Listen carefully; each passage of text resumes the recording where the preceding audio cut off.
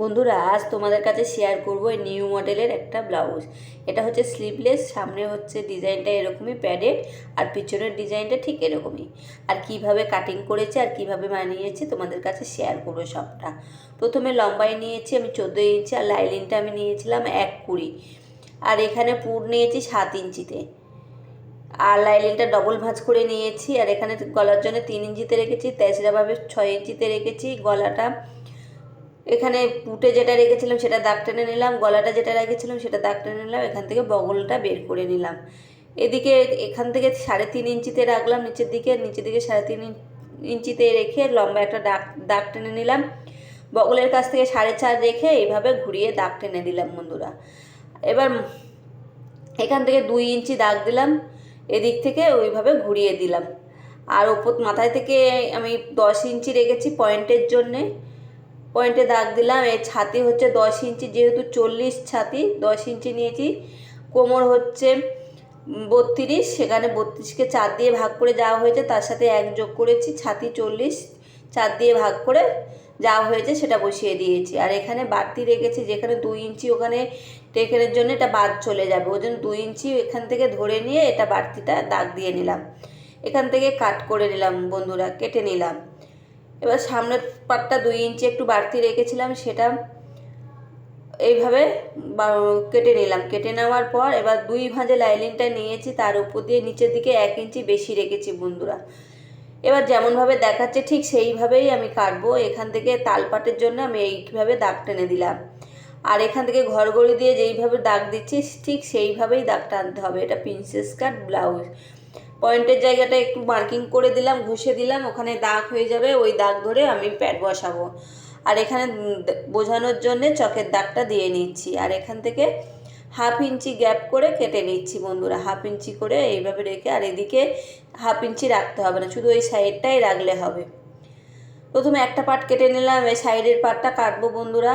এইভাবে সাইডের পার্টটা এইভাবে যেমনভাবে দাগ দিচ্ছি ঠিক সেমভাবে কাটতে হবে, আর এখান থেকে যেমনভাবে নিচ্ছি সেই সেমভাবে নিতে হবে।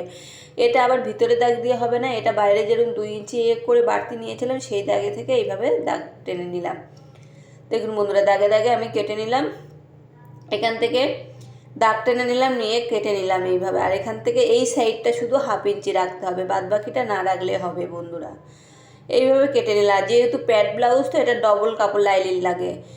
প্রথমে একটা পার্ট কেটে নিলাম, তারপরে আবার লাইলিনের উপর ভাঁজ করে বসিয়ে আবার কেটে নিচ্ছি বন্ধুরা। আর এখানে আমি প্রথমেই বলেছিলাম আমি লাইলিন নিয়েছি 1.20। দেখুন, প্রথমে একটা পার্ট বের করে নিলাম, আবার আর একটা পার্ট বসিয়ে এইভাবে কেটে নিচ্ছি। দেখুন বন্ধুরা, এইভাবে আর একটা পার্ট বসিয়ে কেটে নিলাম।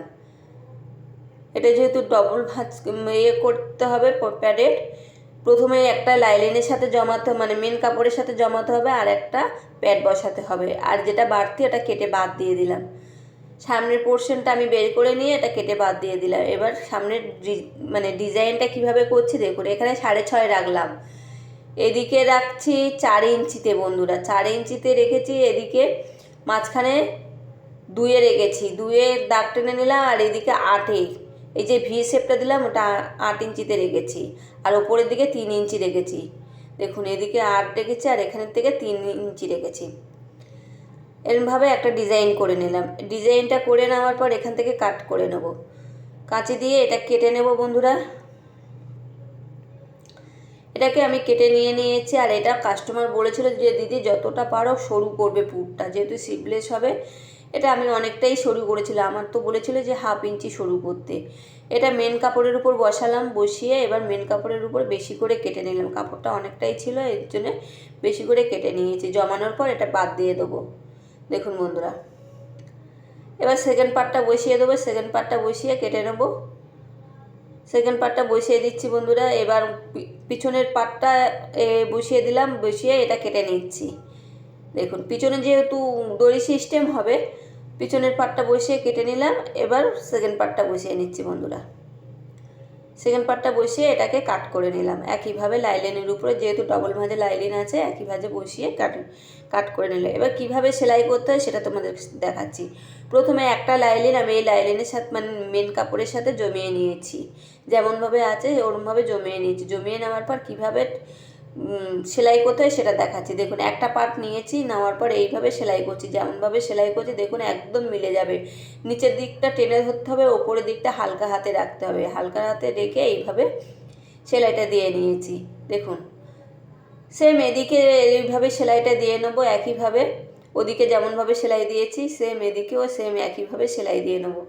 একইভাবে সেলাই দিয়ে নিয়েছি। এবার লাইলিনটা আমার মেন লাইলিন, এবার এদিকে দড়ি, সামনে দড়িটা বসিয়ে নেব, ডিজাইনের উপর দড়িটা প্রথমে বসিয়ে নেব বন্ধুরা। এইভাবে দড়িটা বসিয়ে নিলাম।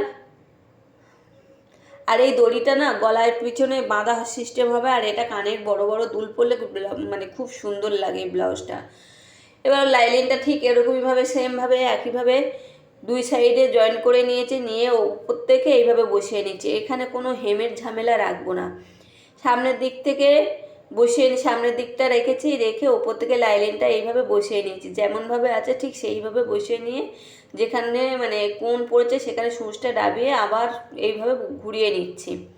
দেখুন এই দড়ির মাঝখানটা রেখে আবার এদিকে ঘুরিয়ে নিচ্ছে, আবার যেখানে কোণ পড়বে সেখানে সূচটা ডাবিয়ে দিতে হবে, ডাবিয়ে আবার ঘুরিয়ে নেওয়ার পর আবার এদিকে সেম একইভাবে করতে হবে, করে আবার ঘুরিয়ে নিতে হবে। দেখুন বন্ধুরা এইভাবে ঘুরিয়ে নিচ্ছি, আর এইভাবে করলে তো জিনিসটা সুন্দর ফিনিশিং আসে। আর এখানে কোনো হেমের ঝামেলা রাখিনি, এটা পুরোটাই মেশিনে টেনে দিয়েছি বন্ধুরা। দেখুন একদম পাকা সেলাই দিয়ে নিচ্ছি। এবার কোণগুলো এইভাবে কেটে নিতে হবে, এইভাবে কোণগুলো কেটে নিয়েছি, কেটে নেওয়ার পর উল্টিয়ে দিচ্ছি বন্ধুরা। দেখুন বন্ধুরা উল্টিয়ে দিয়েছি, এইভাবে উল্টিয়ে দেওয়ার পর ওপর থেকে চাপ সেলাই দিয়ে নেব। ওপর থেকে চাপ সেলাই দিয়ে নিলে আমার ব্লাউজ রেডি হয়ে যাবে। আর এই পরের ভিডিওতে দেখাবো প্যাড কিভাবে বসাতে হয়, আমি অনেক ভিডিওতে দেখিয়েছি বন্ধুরা। আর এই প্যাডটা কিভাবে লাগাতে হয় আমি দেখিয়ে দেবো। আর ঠিক এরকমভাবে চাপ সেলাই দিয়ে নিতে হবে, নিয়ে দেখুন চাপ সেলাই দিলে একদম বসে যাবে এটা। এবার ব্লাউজটা কেমন লাগলো তোমরা কমেন্ট করতে ভুলো না বন্ধুরা। যদি ভালো লেগে থাকে প্লিজ শেয়ার করবেন আর ফলো করে পাশে থাকবেন বন্ধুরা। এবার এইভাবে ঘুরিয়ে ঘুরিয়ে প্রত্যেকটা জমিয়ে নিচ্ছি। দেখুন এইভাবে ওপর থেকে চাপ সেলাই দিয়ে নিচ্ছি, চাপ সেলাই দেওয়ার পরে এদিকে সেম একইভাবে চাপ সেলাই দিয়ে নিচ্ছি, এদিকেও সেম এইভাবে চাপ সেলাই দেওয়ার পরে এবার চারিদিকে ঘুরিয়ে জমিয়ে দিলে রেডি হয়ে যাবে সামনের পার্ট, মানে ব্লাউজ ফিটিং। এবার কাঁধে কাঁধে জয়েন করে নিলে রেডি হয়ে যাবে বন্ধুরা।